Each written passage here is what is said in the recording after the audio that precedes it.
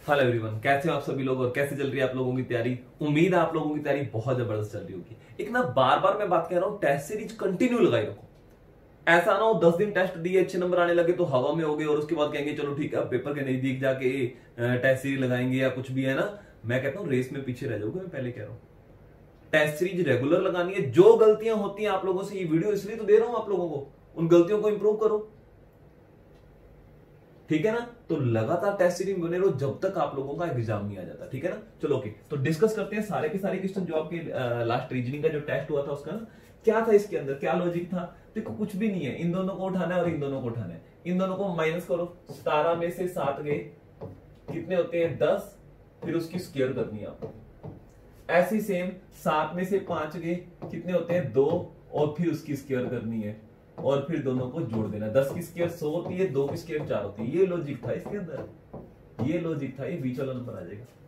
कुछ भी लॉजिक हो सकता है यार, वो चारों को जोड़ के लिख सकते हैं, वो मल्टीप्लाई करके लिख, कुछ भी बेतुका यार, जो मर्जी हो सकता है। यही तो, तभी तो आप लोगों को जो टारगेट है ना, ऐसे दिमाग तो खराब करेंगे। इन दोनों को घटाओ कितना होता है 8, 8 की स्क्वायर 64। इन दोनों को घटाओ कितना होता है 6, 6 की स्क्वायर 36।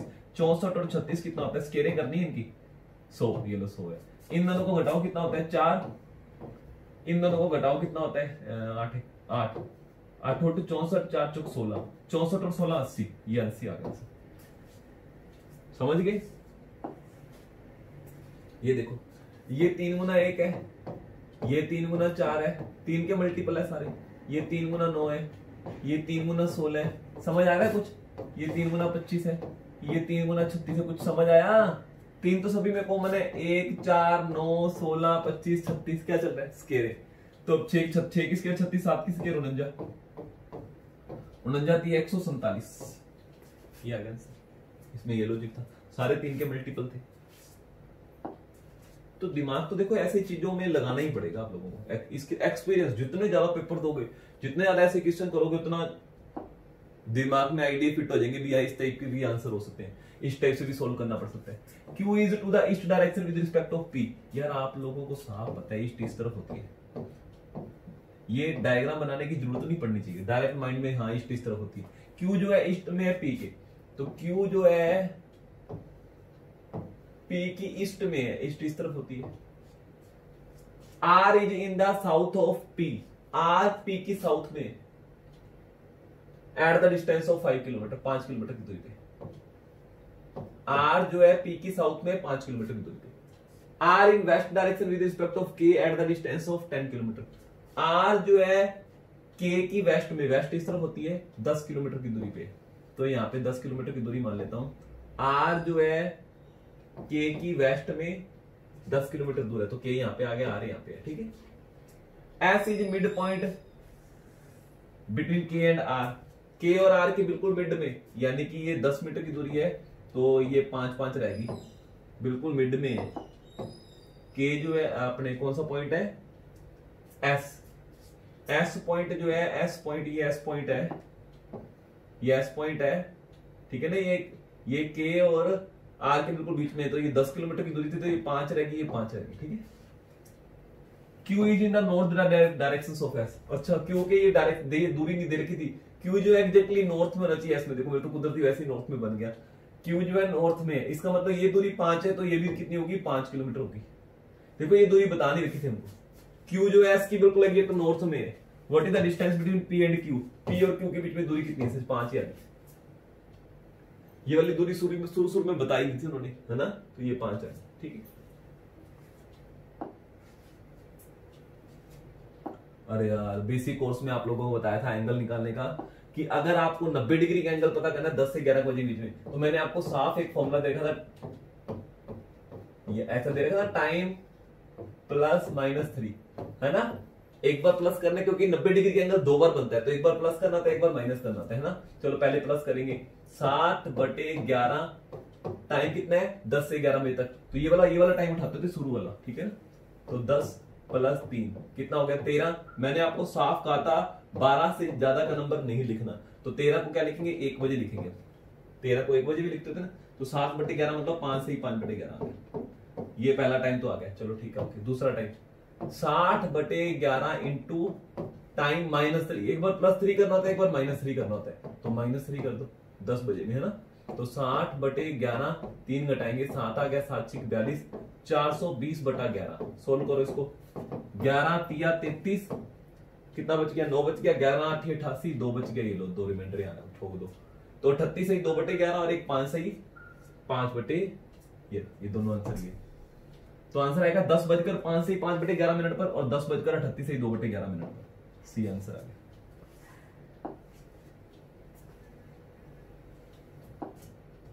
देखो फटाफट नंबरिंग लिख लिया करो। के कौन से नंबर पे होता है, 11वें पे। एस कौन से नंबर पे होता है, 19वें पे। वाई 25वें पे, जेड 26वें पे, वी 22वें पे और यू 21वें पे। और इनका कोड वर्ड दे रखा है बी जे। बी दूसरे नंबर पे होता है, जे 10वें नंबर पे होता है। 7 8 4 3। क्या लॉजिक हो सकता है, क्या लॉजिक हो सकता है। देखो इन दोनों डिजिटों को जोड़ दो, 1 और 1 2, 1 और 9 10, जे 10वें पे होता है। 2 और 5 7, 2 और 6 8, देखो 8 लिखा हुआ है। 2 2 4, कुछ नहीं, इनको जोड़ के नीचे लिख दिया, जोड़ के नीचे लिख दिया। तो यहाँ पे किसका कोड पूछा है, PONWXM। P 16 पे होता है, O 15 पे होता है, N 14 पे होता है, W 23 पे होता है, 24 पे होता है, 13 पे होता है। इन दोनों को जोड़ो, 6 और 1 7, 7वें पे क्या होता है G। इन दोनों को जोड़ो, 6ठे पे क्या होता है F, 5वें पे क्या होता है E। इन दोनों को जोड़ेंगे, 5 आ गए 5वें पे E, 6 आ गए 6 पे F, 4 पे D। ये आ गया आंसर GFEEFD। GFEEFD। समझ आ गया लॉजिक, कुछ नहीं है, इन दोनों डिजिटों को जोड़ना था, जो भी टोटल बनेगा वो वाला अल्फाबेट देखना था। बड़ा अच्छा क्वेश्चन था ना। चलो ये वाला देखो, ब्लड रिलेशन का क्वेश्चन आ गया। ए इज ब्रदर ऑफ सी। देखो जो मेल होंगे उनके आगे मैं प्लस का साइन लगाता रहूंगा। ए इज ब्रदर ऑफ सी। सी का नहीं मुझे पता। देखो ब्रदर सिस्टर को साथ वाली जनरेशन को बिल्कुल साथ बराबर में लिखना है और बड़ों को ऊपर लिखना है, छोटों को नीचे लिखना है।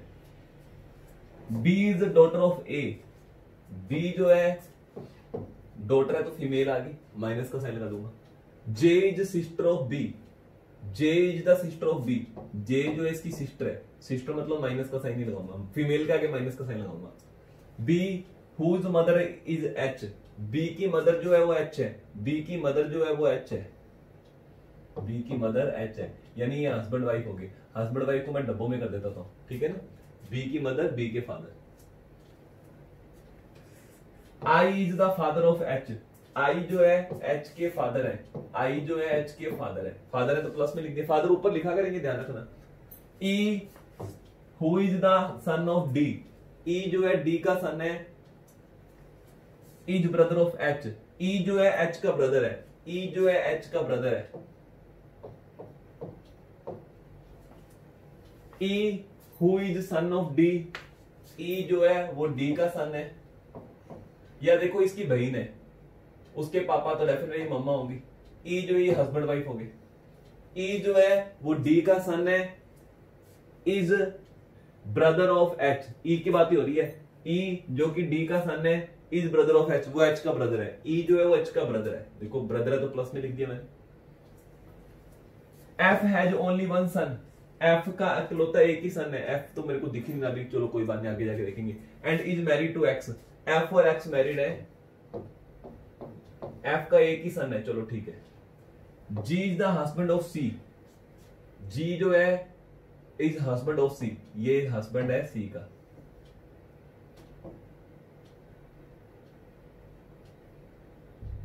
G is husband of C. G male होगा, वो फीमेल होगी, ये फीमेल होगी, ठीक है ना। ये भाई बहन है, बराबर में आ गया ना, ये हस्बैंड वाइफ होगी। The mother in law of G is x.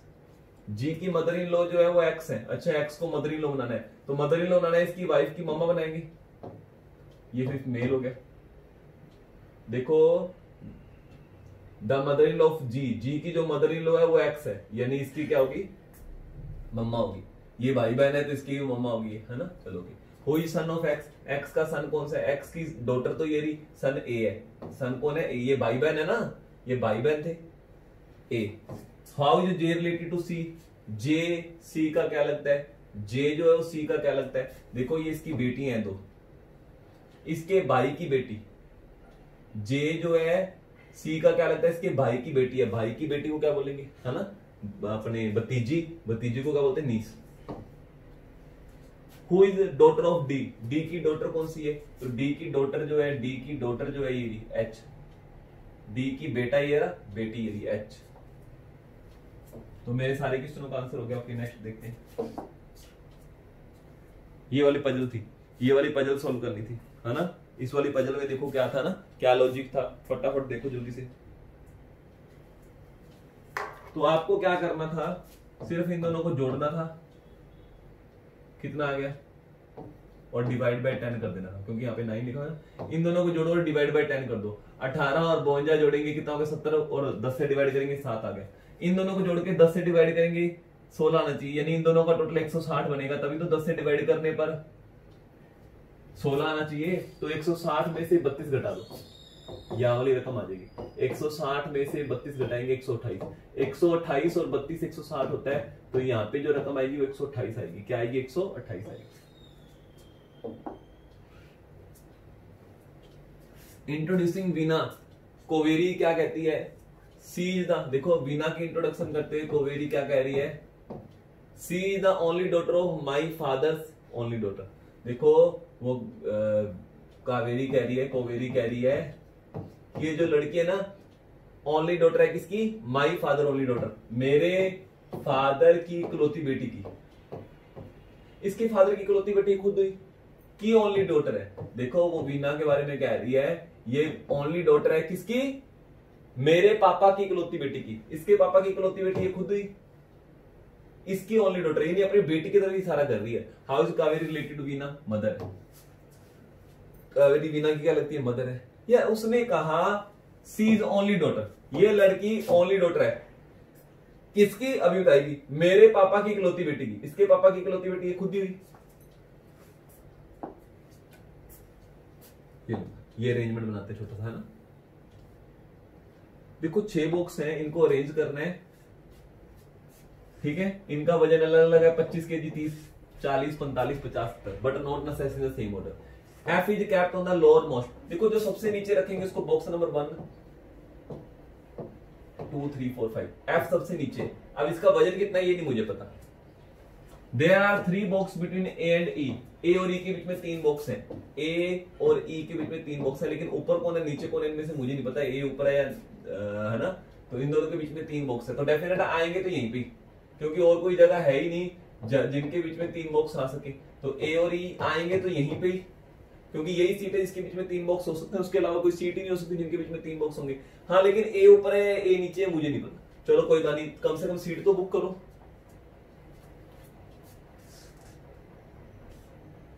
The sum of A and E is same weight as F। A और E के जो वजन है, A और E का जो बॉक्स का वजन है उसके बराबर F का वजन होगा। चलो एक बार तुक्का लगा के देखें अपने। देखो मैं 25 के साथ क्या, देखो 2 बॉक्सों का वजन 30 के बराबर आ सकता है।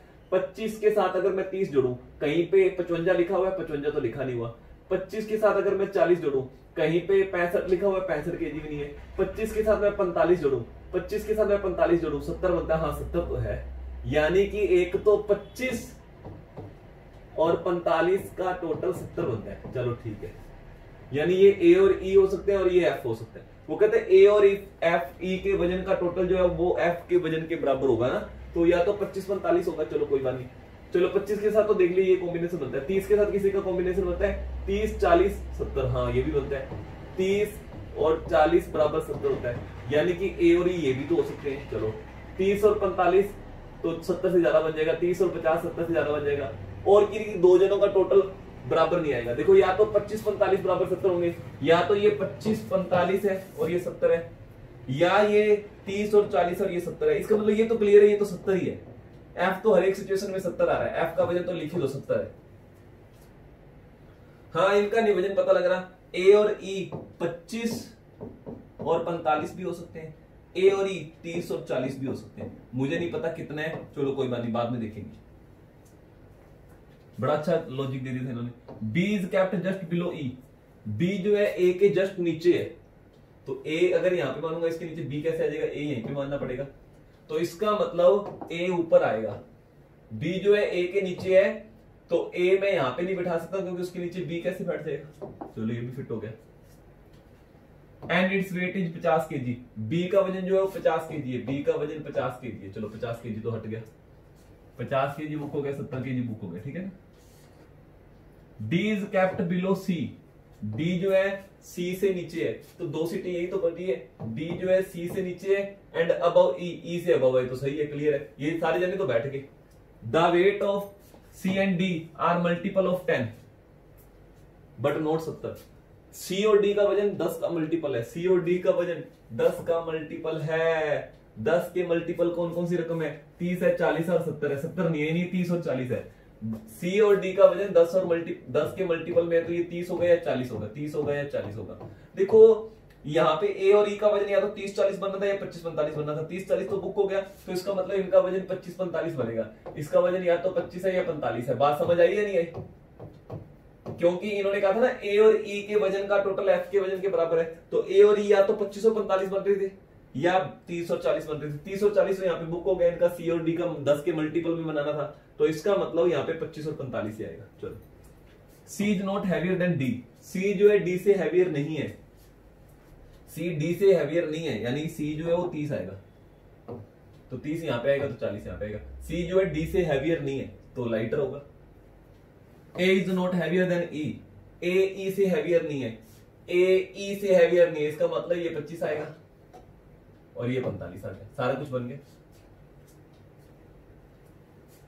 Which of the following box is kept just above F? F के जस्ट ऊपर कौन सा है? E। हैवीएस्ट, सबसे हैवीएस्ट कौन सा है? F। सबसे हैवीएस्ट 70 केजी इसका वजन है ना।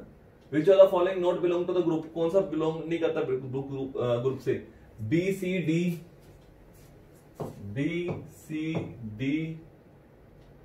E F। तो इनमें ये 10 का मल्टीपल है, 10 का मल्टीपल है, 10 का मल्टीपल है, 10 का मल्टीपल है, सिर्फ यही है जो 10 का मल्टीपल नहीं है, तो 45 आंसर आ गया, यानी कि ई आ गया आंसर। बाकी सारे 10 के मल्टीपल में ये 10 का मल्टीपल नहीं है, तो मेरा इसका आंसर जो आ गया वो ई आ गया। इनमें ओड वन आउट बताना था। क्लियर है? बन गया ये तो। चलो नेक्स्ट देखते हैं। ये देखो,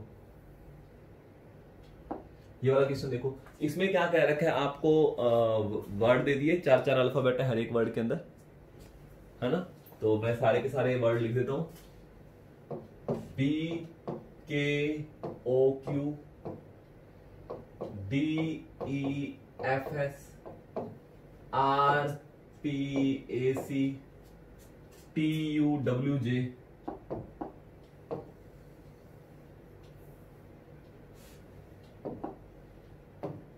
T U W J। चलो okay. If given word are arranged in the order they appear in dictionary, dictionary के अकॉर्डिंग अरेंज करना है, राइट टू लेफ्ट, राइट से लेफ्ट की तरफ। तो सबसे पहले इधर सबसे छोटा अल्फाबेट देखो, ये बी से स्टार्ट हो रहा है, ये डी से, ये आर से, सी से। सबसे पहले बी से स्टार्ट होने वाली स्पेलिंग आएगी, यानी सबसे राइट में ये वाली स्पेलिंग आएगी, बी के ओ क्यू। चलो, इसके बाद डी से स्टार्ट होने वाली स्पेलिंग आएगी डिक्शनरी में, उसके बाद डी आता है ना, डी ई एफ एस। फिर आर से स्टार्ट होने वाली स्पेलिंग आएगी, 18वां अल्फाबेट होता है ना, आर पी ए सी। फिर टी से स्टार्ट होने वाली स्पेलिंग आएगी। तो मैंने डिक्शनरी के अकॉर्डिंग अरेंज कर दिया। या डिक्शनरी में अकेला पहला अल्फाबेट देखो, जिसका सबसे पहला अल्फाबेट छोटा हो वो सबसे इधर पहले आएगा, राइट से अरेंज करना था। तो बताओ which of the following third from the left. अब लेफ्ट से थर्ड कौन सा आ जाएगा? फर्स्ट, सेकंड, थर्ड, ये आ जाएगा, डी ई एफ एस। चलो, if each of the word, हर एक कॉन्सोनेंट को चेंज करना है नेक्स्ट लेटर से, कॉन्सोनेंट को चेंज करना है नेक्स्ट लेटर से, एंड वोवल को चेंज करना है प्रीवियस लेटर से, ठीक है ना। कॉन्सोनेंट को चेंज करना है नेक्स्ट लेटर से, तो मैं इसको हटा रहा हूं, ये तो पिछले क्वेश्चन का जवाब हो गया। कॉन्सोनेंट को नेक्स्ट, पहले कॉन्सोनेंट चेंज करते हैं, ये बी है, इसको अगले अल्फाबेट से चेंज कर दो। के 11वां होता है, 12वां लिख दो, है ना, 12वां एल होता है। ये तो वोवल है, वोवल को पिछले से चेंज करना है, 15 को 14 लिख देंगे। 14वें नंबर पे क्या होता है अपना एन, इसको अगला अल्फाबेट 17 को 18 लिख देंगे। कॉन्सोनेंट को अगला लिखना है, 4 को 5 लिख देंगे। इसको पिछले लिखना है, वोवल है ना, वोवल को पिछले लिख देना है। कॉन्सोनेंट 6 को 7 लिख देंगे, 19 को 20 लिख देंगे, 18 को 19 लिख देंगे, 16 को 17 लिख देंगे। इसको पिछला लिखना है, इसको अगला लिखना है, सी को डी लिख देंगे, इसको अगला लिखना है, 20 को 21 लिख देंगे, 21वें पे क्या होता है u, और इसको पिछला लिखना है u को v लिख देंगे, है ना, नहीं u 21वें पे t लिख देंगे। w को अगला लिखेंगे 23 को 24 लिख देंगे, 24 में क्या होता है x, और इसको भी अगला लिख देंगे k 10 को 11, है ना। फिर वो क्या कह रहा है, in how many word will have at least one vowel, कितने में वन वोवल है, इसमें तो कोई वोवल नहीं है, हाँ इसमें है वन वोवल, इसमें भी नहीं है, टी को यू लिखा, इसमें भी ये भी वोवल है, तो दो है जिसमें वोवल है, एक तो इसमें वोवल है, एक इसमें है, दो आ गया आंसर, ठीक है। आगे उन्होंने लिख दिया कि किसी सर्टेन कोड वर्ड में एक्स पी टी एच को ये लिखते हैं, तो ये मेरे ख्याल से अलग क्वेश्चन आ गया, एक्स पी टी एच,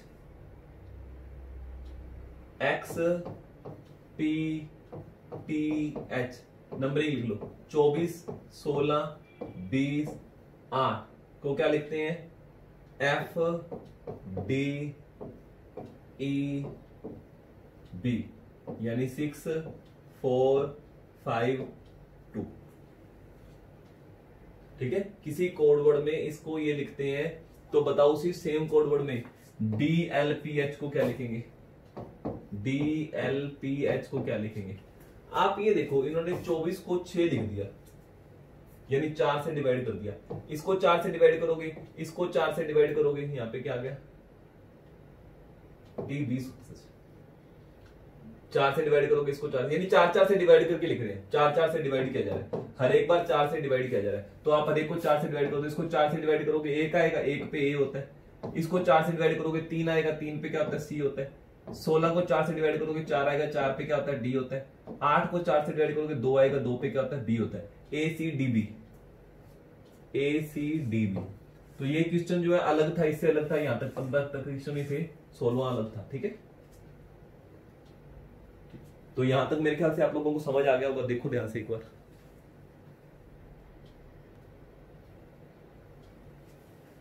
हाँ जी, अब ये नेक्स्ट क्वेश्चन देखते हैं। देखो क्या कह रखा है इसके अंदर, लॉजिकल रीजनिंग का क्वेश्चन आ गया। Please consult me before making any decision on export from the company, देखो मैंने आपको कहा कि कोई भी एक्सपोर्ट का डिसीजन से लेने से पहले मेरे से एक बार डिस्कस जरूर कर लेना, ठीक है। चलो के अजम्पशंस, अब आप मुझे बताओ इससे कौन सी अजम्पशंस आपको सही नजर आ रही है ना। चलो K you may take wrong decision if you don't consult me, क्या ऐसा, देखो मैंने आपको कहा कि कोई भी डिसीजन लेने से पहले मेरे से जरूर बात करना, मुझे बताना डिसीजन के बारे में ना। इसका मतलब क्लियर कट है कि आप कहीं ना कहीं गलत डिसीजन ले सकते हो, इसलिए मेरे से कंसल्ट जरूर करना। तो ये वाली एजम्पशंस तो साफ दिख रही है। देखो मैं अगर आपको कहूंगा मेरे से कंसल्ट करना, इसका मतलब कहीं ना कहीं मैं आपके डाउट कर रहा हूँ भी कहीं तुम गलत डिसीजन ले सकते हो, कम से कम मुझे पहले इन्फॉर्म जरूर करना। इसका मतलब कहीं ना कहीं ये अपने को एजम्पशंस मतलब अनुमान लगा रहे हैं, कौन कौन सी बातों का अनुमान लग रहा है यहाँ पे, है ना। चलो, it is important to take right decision. हाँ देखो, अगर कोई डिसीजन लेना इंपॉर्टेंट होगा तभी मैं आपको कहूंगा, अगर कोई इंपॉर्टेंट बात ही होगी मैं क्यों कहूंगा फालतू में। तो दोनों की दोनों जंक्शंस इसमें से लग रही है, दोनों की दोनों बातों का अनुमान यहां से लग रहा है, ठीक है। Both first and second are implement. Next देखते हैं, ये देखो, the triangle represent outdoor game. Triangle जो है ये आउटडोर गेम बता रहा है, आउटडोर गेम। तो मैं यहाँ पे लिख देता हूं आउटडोर गेम, है ना, ताकि मुझे समझ आ जाए, है ना। हेक्सागन यानी 6 साइडों वाली आकृति को बोलते हैं इंडोर गेम। ये इंडोर गेम को इंडिकेट कर रही है, इंडोर गेम, ठीक है। The square represent national level player. Square जो है यहाँ पे जो इसके अंदर आएंगे वो नेशनल लेवल प्लेयर है, नेशनल लेवल प्लेयर है, ठीक है।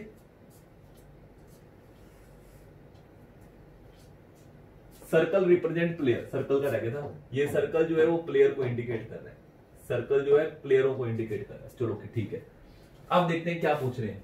The letter in this section represent the player, पहले तो प्लेयर होना चाहिए, who play indoor game at national level. 3 चीजें हैं, प्लेयर भी होना चाहिए, इंडोर गेम भी होना चाहिए और नेशनल लेवल के अंदर भी आना चाहिए। तो प्लेयर, इंडोर और नेशनल तीनों के अंदर जो कैंडिडेट आ रहा है, प्लेयर, इंडोर और नेशनल दोनों, ये जे आ रहा है, ये देखो, ये जे देखो, ये जे जो है ये सर्कल के अंदर भी आ रहा है, हेक्सागन के अंदर भी आ रहा है और स्क्वायर के अंदर भी आ रहा है। देखो वो कह रहे हैं ऐसा बंदा ढूंढो जो प्लेयर भी हो, इंडोर गेम भी खेलता हो और नेशनल लेवल पे खेलता हो। तो इन तीनों चीजों के अंदर कॉमन क्या है? इन तीनों का कॉमन सिर्फ एक ही है, वो है जे। ठीक है, तो मेरा आंसर आएगा J. The letter represent the section outdoor game as well as indoor game भी खेलता हो, do not play at national, लेकिन नेशनल लेवल पे ना खेलता हो। आउटडोर और इंडोर में हो लेकिन नेशनल लेवल पे ना जाए। देखो आउटडोर और इंडोर में हो तो आउटडोर और इंडोर में कॉमन ई आ रहा है ना, और प्लेयर भी होना चाहिए, इन्होंने प्लेयर भी कहा ना, game player who do not national level, player भी होना चाहिए। तो आउटडोर, इंडोर और प्लेयर में भी आना चाहिए, तो वो एफ ही है, एफ है। क्या है? एफ है। आउटडोर, इंडोर और प्लेयर की कैटेगरी में आ रहा है लेकिन नेशनल लेवल पे नहीं खेल रहा, तो मेरा आंसर आएगा एफ। मेरा आंसर आएगा एफ। ठीक है। The section represent national level player, बताना national level player who do not play neither outdoor not indoor. देखो नेशनल लेवल प्लेयर है लेकिन आउटडोर और इंडोर गेम नहीं खेलना चाहिए, बट स्टिल कैटेगरी प्लेयर की कैटेगरी में आना चाहिए। देखो नेशनल लेवल प्लेयर होना चाहिए और प्लेयर की कैटेगरी में आना चाहिए, और इंडोर और आउटडोर गेम नहीं खेलना चाहिए। तो प्लेयर और नेशनल लेवल प्लेयर में कॉमन जो आ रहा है वो एच आ रहा है, और ये इंडोर और आउटडोर नहीं खेल रहा। सच में इंडोर और आउटडोर से तो बाहर है, ये आउटडोर वाला खाना है, ट्रायंगल और हेक्सागन से बाहर है, तो वो एच आ गया। देखो नेशनल की कैटेगरी में भी आ गया, स्क्वायर में भी आ गया, सर्कल में भी आ गया, लेकिन आउटडोर और इंडोर नहीं खेलना चाहिए, है ना, उन्होंने मना किया है, तो वो उसके अंदर नहीं आ रहा। तो मेरा आंसर क्या आएगा? एच आएगा। इसके अंदर क्या आएगा आंसर? एच आएगा। Player who play outdoor game, player भी होना चाहिए, outdoor person who play outdoor games, अच्छा outdoor game but do not come under the category of player. अच्छा आउटडोर गेम खेले, प्लेयर की कैटेगरी में ना आए, आउटडोर गेम खेले और प्लेयर की कैटेगरी में ना आए, तो ध्यान रखना ये रहा बंदा जो आउटडोर गेम खेल रहा है और प्लेयर की कैटेगरी में भी नहीं आ रहा। बी आ गया आंसर। क्या आएगा? B answer. ठीक है, ये तो बहुत आसान होते हैं। चलो फिर लॉजिकल रीजनिंग का क्वेश्चन आ गया। Your best friend is annoyed with you, आपसे नाराज हो गए किसी बात को लेके, for certain reason you will, आप क्या करोगे? चलो मुझे बताओ। Try your best to reason out the your friend annoyance, है ना, भी आपका फ्रेंड किस बात के लिए नाराज हुआ है उसका रीजन पता कर लगाने के लिए जोर लगा लोगे, है ना। चलो कि ये भी बात सही है। Go out and make new friend, भी अब तो नए फ्रेंड बनाएंगे, हम नहीं किसी का रोब रूप सहते, ठीक है ना, ये करोगे क्या? 0 नंबर मिलेगा, पहले कह रहा हूं, वहां पे जाके बहुत अच्छा बन जाए ना। So in difference remind the friend of your good friendship, अपने फ्रेंड को अपनी गुडनेस के बारे में बताओगे, मैंने तेरे लिए ये किया, मैंने तेरे लिए ये किया। अरे यार ये सबसे बेस्ट है। अरे पेपर में लॉजिकल रीजनिंग का क्वेश्चन आएगा ना तो आप अपने आप को बताना भी हमसे महान तो कोई है ही नहीं है, ठीक है ना। चलो ये वाला देखो, बड़ा अच्छा क्वेश्चन है ये वाला। देखो 88% इंग्लिश में पास होगी, तो ये सर्कल ऐसा है जिसमें इंग्लिश के पास वाले स्टूडेंट मैं रखूंगा, इंग्लिश में पास वाले स्टूडेंट रखूंगा, और इसका टोटल जो बनेगा वो कितना बन गया? 80 आ गया, 80%। 85% पास है मैथ के अंदर, तो यहाँ पे एक सर्कल जो आ गया ये मैथ का है, इसके अंदर जो पास है वो 85% है, 85% total. If 73% pass in both subject, दोनों में जो पास होंगे कंबाइंड वो यहाँ पे आएंगे। देखो इस पूरे सर्कल का टोटल 80 है, 80 में से 73 यहाँ पे आ गए, तो यहाँ पे कितने रह गए? 77, क्योंकि दो सारा टोटल सर्कल का 80 बनना चाहिए। इस पूरे सर्कल का टोटल 85 बनना चाहिए, 85 में से 73 यहाँ पे आ गए, तो यहाँ पे कितने आ गए? 12। तो ये सारे जने जो है ये पास वाले कितने बनेगी? 7 और 73, 80, 80 और 12, 92।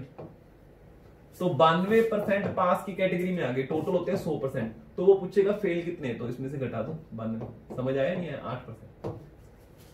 यार ये पूरे सर्कल का टोटल था 80, इस पूरे सर्कल का टोटल 85 है, कॉमन ये थे, तो मैंने फटाफट ओनली इंग्लिश वाले, ओनली मैथ वाले निकालिए, जोड़ा 92 आ गया, 100 में से घटाया 8 आ गया। ओड वन आउट बताओ इसमें, है ना। देखो 5 बी दूसरे नंबर पे होता है 3, इन तीनों को जोड़ लो 10 बनता है। 1 और 1 2 और 8 10, ये भी 10 बन गया। 4 और 1 5, 5 और 5 10, ये भी 10 बन गया। 3 और 0 0 और 7 10, ये भी 10 बन गया। जी 7 में रहता है ना, 6 7 8 9, ये 9 बन गया, ये गलत हो गया। बाकी सारों का टोटल 10 बन रहा है। इसका नंबर लिख लो, अल्फाबेटों के नंबर आप लोगों को पता होने चाहिए। लास्ट क्वेश्चन, 1 से गुना करो 2 से गुना करो, 3 से गुना किया, 4 से गुना किया तो सारे 16, 5 से गुना करो, 12 5 जो 60, फिर 6 से गुना कर देना, 600 आ गया। उम्मीद है आज का टेस्ट बहुत अच्छा लगा होगा, है ना।